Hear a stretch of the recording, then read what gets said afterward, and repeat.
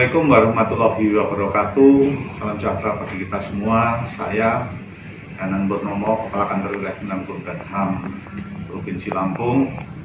Dengan ini seluruh keluarga besar mengucapkan selamat ulang tahun kepada Tribun Lampung yang telah berusia 11 tahun.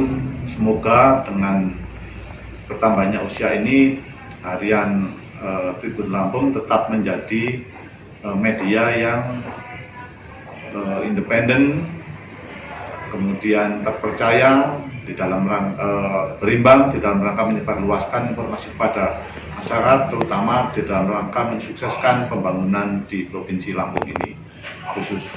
Khususnya kepada Kemenkumham dan HAM, kami juga menyampaikan terima kasih atas kerjasama yang telah terbina dengan Tribun Lampung selama ini.